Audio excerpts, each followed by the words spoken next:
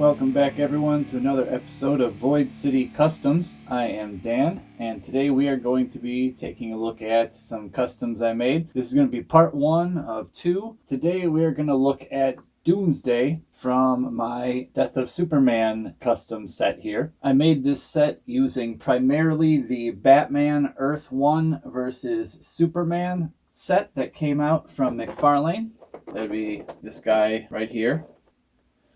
However, there are some custom pieces added. I'll explain that. You're also going to have some custom sculpting going on. I'll get into that as well. Today in part 1, we're going to be looking at Doomsday primarily. And in part 2, we will take a look at how I made this Superman figure. So we will set him aside for the time being. And we will jump right into taking a look at Doomsday here. There's a little bit to get into, so I will try to get through it as quickly as I can. So here he is. Here is Doomsday, and here he is next to the Devastator, or Batman Earth 1. I'll just be calling him Devastator from here on out, because that's kind of a better name for him in my opinion. And as you can see, my Doomsday is a lot taller, and his head is kind of a little more protruding. He's got more of a neck, and he's got different spines, a bit different chest, and most obviously he's got different feet.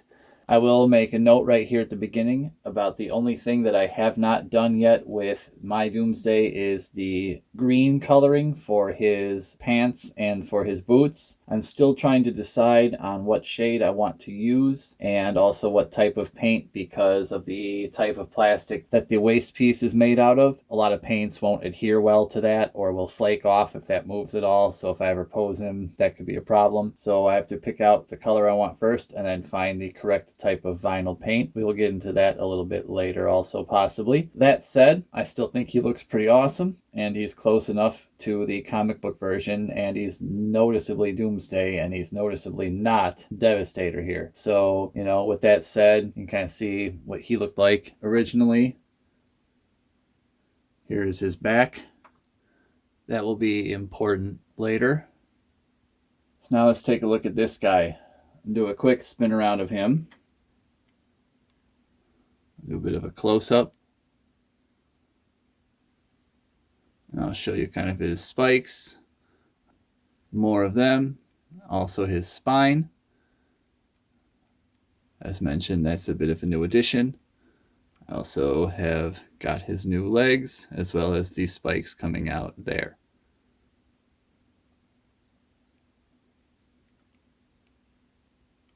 So there's Doomsday for you. And that was just kind of a quick turnaround of him. So where to begin? Let's just start from the head on down. We will jump right into there. So I will also be including some graphics in this that will show a bunch of the steps along the way. That said, there will be some photos I'll include with this to give a better idea of everything that was involved. So first off, we have his head. And as you can see, he has got some hair that I've put in there because Doomsday in issue number 75 of Superman, which came out in January of 1993. This was Superman Volume 2. As far as DC Comics goes. So this was back in the 90s. This was the final issue where Superman was killed by Doomsday, but Doomsday was also defeated. That's kind of what they both looked like. That's the look I wanted to sort of go for the most with both of these figures that I was working on, this one and the Superman figure that I will show in part 2. That said, I think I succeeded fairly well in getting a McFarlane version of that look of Doomsday and Superman. So this hair for starters, let's get into that. As you can see, it is vinyl. It is movable, moves around. It can also be removed from his head because it is just in there in little holes that I punched. So the reason I did that is so that they wouldn't be totally affixed because I might want him to be bald in the future. Sometimes he is depicted as bald, but I liked him with the stringy hair. I always thought that was kind of cool, the stringy white hair. And I like that I can pose these. So if I turn his head a different way, I can turn these so they all would move one direction. If, like you say, it was windy or something, or I can have them hang differently, not be down the sides, whatever you want to do. So that's why I did that. Thought that was pretty cool, right? Sure. So in order to do that, after I made some changes to his head, what I did first was, see on the original figure here, I trimmed down a lot of these little spikes on his eyebrows. I trimmed a little bit the ones on his chin, but not too much. I kept a lot of those because Doomsday does have the bone spurs on his chin. But I did trim down the teeth because he doesn't have little tiny human teeth like this. He had these big giant bone teeth. So that's why I have those there in place. And I'll explain how I did those in a moment. The next most important thing was to get rid of these big bone growth bat ears. Really wanted those off of there because hidden within this sculpt is pretty much Doomsday already. So that's really nice. So using my trusty X-Acto blade, as always, went in there and just kind of trimmed around, got it all down, trim. Got these all trimmed down, got them all trimmed off, and ended up with the head looking like this, or like in the pictures that I will show right now. From there, I used my tiniest drill bit and drilled small holes in the head for the different places that I wanted the hair strands to go. And to make the actual hair strands themselves, I actually had a wild card action figure from Fortnite that I had used the body for a different custom character. You'll probably recognize most of him. He is where most of Toast comes from his action figure form in the intros to our videos. But the leftover jacket wasn't being used, but it's made out of this squishy vinyl material, which is, I knew kind of what I wanted to use to make it flexible. So I just cut the little strips out of there. I just drew on little kind of strips, and then I used my X-Acto blade, just cut right through, cut right in there. So I'll be very careful when doing that. Obviously, adult supervision if you need it, please get it. If not, just be very careful. You want to have a very sharp blade because this will dull your blade pretty quickly, this material, and you want something that can cut through it pretty quickly. My tip is to get some really hot water going first, either a cup of hot water like a mug from the microwave, put in there for about 2 minutes, or get a pot of it going, boil that up, take it off the stove then once it's boiling, let it sit for, a minute or so. Have that on the side. You can dip your stuff in there. It'll make it nice and soft and pliable. Then blades will cut right through it way easier, but just be careful because sometimes it cuts through a lot easier and then you might make a mistake. But that's kind of why I have this now, is for scraps, and they worked really well in making Doomsday's hair, I think. Now, the bone chips on his eyebrow ridge and his nose, as well as his teeth here, and that kind of go up around the sides of his head. I had trimmed those off of the original figure because he had more of kind of spikes here, and Doomsday didn't really have spikes here. He had kind of like a bony ridge. So I actually made these myself, glued those on, painted them. We will get into what those are in a moment. It's kind of part of where some of the rest of his spikes come from, and we will get to that. So moving on down, obviously next you can see his spikes have all been painted from the gray color that they were to the white color that they were in the comic book. In the comic, he had all of his bones that were sticking out of his skin. They were all white, like bone, not gray, like not bone. So that's why I painted them like that. For that, I used an acrylic paint. This is called Game Color. That is the paint I used. This is regular dead white, just a regular flat white, matte white paint color. I have found that the acrylic paints work a lot better on these squishier vinyl parts because his spikes are the kind of squishier plastic, same as his trunks are, so that you're not like stabbing your eye out. One thing that I was going to note about the types of plastic is the reason I've held off on the shorts is because I might redo these spikes when I make another Doomsday. I plan to make the green suit Doomsday before he gets completely unveiled and have his arm behind his back with the totally green suit, the wires all around him, the mask on. I want to do that figure, which will involve removing all of these spikes from another Devastator figure, and then I'll have these left over. So I'm thinking of removing these ones because the paint is still a little bit delicate, and then repainting it with this. I have found if you need to do flat colors on any of these types of materials, especially if you have a character with like the pants made out of this, or a jacket, for example, a vest, anything like that, and you want to repaint it with something that's flexible and won't crack off if you flex them or have to move them or take the clothing off, whatever, or take the accessory off, whatever. This stuff, Rust-Oleum vinyl, or any of this type that's vinyl, it's a lot of times for like stools, bar stools, car seats, things like that. Anything that's a flexible vinyl that might have a little tiny rip in it, tear, something like that. After you've repaired that tear, you spray over it with this stuff, and then it's like new, brand new, full flat color coating, but it's also flexible and it adheres, so it stays right with that material, which is very nice. And I'm thinking of redoing his spikes using that white color and getting them on there, and that way it'll adhere just a bit better. That is why his spikes are all white now. That's the paints I used. One thing I did over the top of the paint just to try to help seal it in place was I used some Testors dull coat, top coat here. I use that a lot on a lot of my customs just to try to seal the paint in and also to make the finish matte. I don't really like a lot of the finishes to be very shiny because that just looks kind of strange on a lot of paint jobs. There shouldn't be a lot of very shiny things, but I recommend this stuff a lot. I've used it on almost every single custom I've got, and it's worked very well so far. I know Toast used that stuff a lot too. He's actually who recommended it to me, so it's very good. There is also a gloss coat that they make, so if you do get that, be very careful. The bottles look almost exactly the same. Same with their paint thinner. Well, they have a bottle of paint thinner from Testors also, which is very good for the enamel paints especially. Those gunk up your brushes horrifically, so you need your paint thinner to get that stuff off there really quickly. Just make sure you don't confuse them because you might make some mistakes very bad. Anyway, back to this guy. So the next thing we did here was on the chest. As you can see, he's got a whole new thing here. On the old figure, there is the kind of the Batman looking logo. For some reason, I never quite understood why he just has this logo tattooed on his chest. It just looks really odd to me. I think if they had done this out of bone, like a bat wing shaped bone thing, it would have made a lot more sense given who the character is, a mixture of Doomsday and Batman. But just having that logo printed on his chest, it's always stricken me as odd. So for this guy, what I did was I drilled, again with a very small drill bit, 3 holes into the front of him here in like a triangle formation. Just kind of like that. So kind of almost smaller than this is, but just underneath there. And now here comes the fun part. You notice on his knees and on his elbows here, there's some extra spikes. And also there's this big spine on his back. There's all these extra spikes and also these little chips here. Where did all those bones come from, you might be asking? Well, those came from the Dark Knight's death metal motorcycle. This guy right here. I've got another one. It does not look like this anymore. Not at all. Nowadays, it looks a lot more like this. The bottle here with all the screws that held it together and all the pieces here to this bike. Now the reason I took this apart was because I found one on clearance, so awesome. And also because it's got this really cool actual motorcycle underneath. So when you take all the skeleton off, there's a full motorcycle underneath all that when you put it back together. So I took all the bones off of there, which also left me with this cool looking guy. But I think he looks pretty cool. Anyways, so underneath all that stuff, there's all these pieces. I'll also throw out the pictures of that with it all disassembled so you can see all the parts. You know, all the wheel. That's nice.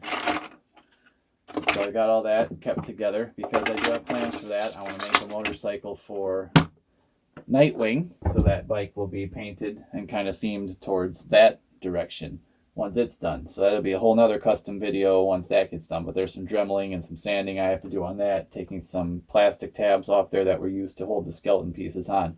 Anyways, you're left over with all this giant rib cage. Well, the giant rib cage is where I got almost every single piece for Doomsday's additional skeletal structures. So what I did was, for everywhere that I needed another spike, these are all just the small little ribs from the bike. Same with on the arms here, because he has those giant wicked elbow spikes all the time. One of the things that I always remember most is when he jabs Superman right in the guts, and then Superman falls away, and then Supergirl tries to help and immediately gets her head punched off of her body. That always was like haunting to me as a kid, because I was not fully into the whole story of what was going on with Supergirl at the time, so I was still thinking like, hey, that's, you know, Supergirl, not like an alien posing as Supergirl, which is what it really was. And so when her head gets punched off her body and just turns to goop, I was very confused as a child. That was a little bit traumatizing, but also seeing Superman just get gutted like that right in the side, his kidney was probably pierced, whatever. He was all messed up by these giant elbow spikes that Doomsday's got right there. So that's where I got all those from. And those are all held on after I carved them down using, again, my handy dandy X-Acto blade. Those are all held on with Gorilla Glue. I had the other version again, like I always mention, that had the brush and the nozzle, so I would use the brush and just kind of brush into the places where I needed and just plug those things right in there. So on his back, one of my favorite parts here is this giant spine that's added on. So anyways, one of the things that happens when he gets damaged as he goes on and on is that he kind of develops more and more of a tougher skin and more of an armored skeleton that comes out. and protects him, but also is very offensive. So one of the things that happened was the bony protrusions on his spine started to stick out. And so that's why I stuck the spine from the rib cage from the bike that usually runs up the back of the fuel tank onto his back right here. And it actually kind of fit right on there with the natural curve of his back. I just had to put this in some hot water, curve it a little tiny bit, but then it sort of fit right in there. So I just Gorilla Glued that right on there, and that worked out very well. Same with these spikes. I would just carve them down a little bit and then find natural grooves and just stick them right in there, and that would work. Sometimes I would carve a little bit out using my X-Acto blade to make a little bit of like a trench for the spike to stick in so the glue would not have to do the whole job. Worked out really well. They're stuck on there. They're all painted up. The only ones I haven't painted yet are the ones on the boots, and that's just because I don't really know why. I just thought they looked fine. I might still paint those. I still have to paint the spine on his back also. It's still kind of more of a bone color than the white color, but it is what it is. And then that's how we get back to the chest, which is where we started that whole story with. Got off on that tangent, came back full circle. Look at that. So this is just all a bunch of little shards and pieces of 1 or 2 leftover ribs where I would just trim them into symmetrical pieces to make the sides sort of like that. And then just whatever little pieces I had left, I would stick in ways where I could make almost this sort of design of starbursting out bones and spurs from where his sternum would be, and painted all the little ones around there. And so that's how I got his protective sort of chest plate there, which protects his heart and his organs and everything, and covers up also that goofy bat logo that was on his chest. So there is that. Another thing I did was to trim his nails. He usually has, and I'll show you for comparison, big crazy fingernails on both hands. So on this hand, which his hand is open, I trimmed all his nails down to make him look more like Doomsday's nails did, which are kind of more like Incredible Hulk nails. He just had big nails. They weren't pointy or anything. And I trimmed the thumbnail down. As you can see, that one's big on this hand. I trimmed that one down as well on this Doomsday, just so he didn't have those big goofy nails anymore. And that brings us to the biggest difference, as you probably just noticed once again. My Doomsday is wearing the boots like Doomsday was in the comic. Doomsday did not have bare feet. He had boots on from the green containment suit he was wearing when he landed on Earth in his cell. And that's what these are. These are also what make him a bit taller. The other thing that makes him a bit taller, I'll just mention this real quick, is I did replace the peg in his neck. I put a bit longer one in there, so there is one of those barbell pegs like all McFarlane Toys figures usually have. I found a bit longer one, stuck that in there, so now his head sticks out a bit farther, which can make it up higher and a little bit more articulated as far as like the movement he gets out of it. But along with these boots, these are from the Bane Build-A-Figure. Bane being this guy, who used to look huge compared to all my other figures. And then I made Doomsday, and he doesn't look as huge anymore. He looks just about regular size. But he comes with those boots. The only difference being that his have these big armor plates on there. Those are just glued on separate pieces. You throw these in boiling water, peel those right out of there. That's what I did there. And the notches that are left in there where the pegs on the back of the plates go into for the glue to help them stick on there, that is where I stuck in the primary ribs to make the spines for his knees right there. So Bane, his boots come with the Omega figure from the Last Night on Earth. I'll throw up a graphic of what he looks like. So these are what comes with him, is these legs. Now, as you can see on Doomsday, I don't have anything above the boot. So basically where the knee joint is on these guys, you can see right there. So my first dilemma was I need to get these things off of there. Next dilemma was I need to get Devastator's original feet. Ugh. These ugly big things. So first step, as always, boiling water. Got a pot of boiling water, and you drop both the figures in from the legs down. If you don't want to do the whole figure, you don't have to. So drop them both in from the legs down, and well, not both in, obviously. Bane, I just dropped the legs in. Doomsday, I dropped him in from the legs down. And what you do then is I have this guy right here. You can get anything like this, just a little multi-tool with a little like starburst or Allen key attachment on the front of it. I mean, you can put screwdrivers in there or anything. I have an Allen key on there. So I have this just because it's a good handle to have like a thing like this, and it's not pointy like a screwdriver where it will damage the pegs, which is what I use this to remove. So on the sides of the characters here, you can see there are these pins. These pins run through and are what the knees are jointed on. So on Bane here, what I did was I popped these pins right here. Once these have been made very, very warm, you take them out of the boiling water. Remember, be careful. I use tongs so I don't burn myself. You don't want to have the water on the stove again. You want to have it already on the side, not on the fire. It's already, been boiled, so it's just off of the stove, but you still want it to be really hot. That'll get your best results the quickest. So you just kind of take this guy and you pop it through there, just push it straight through, and it'll pop this pin right out. You can pull it out, and then the whole top of his leg, pop, came right off. And that just leaves you with the bottom part, the boot there, and the connector sticking out the top of that. I will throw up a photo of these. I don't have these ready to go right now, and I'm not going to take these ones apart because I need them together still until I decide how I'm going to do my next Doomsday. But inside basically is something that looks like this. So this connector goes down into his boot. So that's how you get kind of some little movement there, sideways, back and forth, and that's what connects into the boot. On top of that, there is this piece, and it's basically exactly the same for Bane. It's just bigger on the inside, and they're a different color, obviously, but they're what connects into the shoe. This one's too small to connect into there. Bane's are bigger, even on the peg here. So once in there, and again, I'll show some photos of this, I got the Bane one out, but because I want to attach it to Doomsday, I wanted to have this connector to go up into Doomsday's leg. So what I did was I laid these down, I put this on top of the Bane version, and I traced around it with a marker, and then I used a chisel tip X-Acto blade with the flat tip right there like that. So I used that to basically, while this was laid flat on the table, I punched down and went all around the whole edge. And again, I did that after I boiled these pieces, so they're very soft, very pliable. And I went around the edge of the black one, the Bane one, and basically traced it out. So I took off all of it that was bigger than this one. So what I was left with was the connector on the bottom for the Bane foot, but with the black part on top now the same shape as this. And because I had punched it out like this rather than like dremeled it completely round or smooth, it still had kind of little notches on it from each part where the flat blade left it. So there's little tiny little notches, and that made it so it's still ratcheted inside of this figure. So that was also a nice happy accident. And then you're just left with some big goofy ugly feet. And like I said, these things just plug, right in there. And that's how the top of Bane's feet looked also. So you just pop those right out and trim them, popped it back in, but the black ones into those feet. And that's how you end up with Doomsday with the proper feet.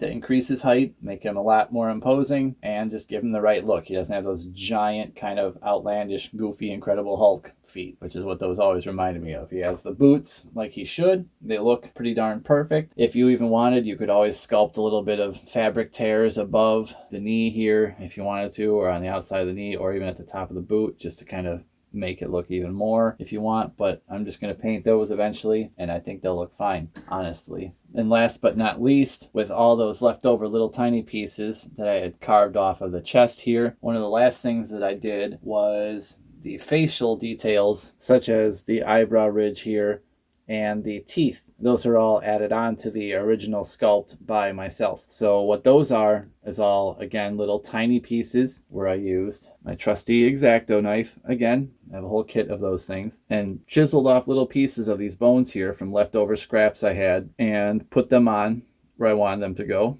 I carved out a little bit. I carved off the actual row of bottom teeth from Devastator and just left the tabs where I knew I wanted the ones to go so that they could go on there. And I painted those, and I left the tabs where I wanted these ones on the top to go. And then I painted over those.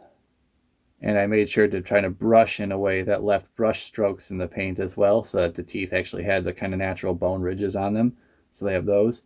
And the same went for the top here. I just had little itty bitty scraps, and I would just keep on putting them on from the back to the front until I got all the way back up to the front. And I would just use the brush with the glue, stick them on there until they were stuck, brush over the glue again to seal it. I used the dull coat on there with some white paint, and now they're a matte finish as well. And now you have the full Doomsday face instead of the big Batman Devastator face. And I just painted in the white details around for the bone where they were in the comic book, filled in with the bone on his chin there, and all these little tiny spars on his arms and everywhere else. And now I have a Superman Volume 2, number 75, January 1993 edition, McFarlane Toys custom Doomsday figure.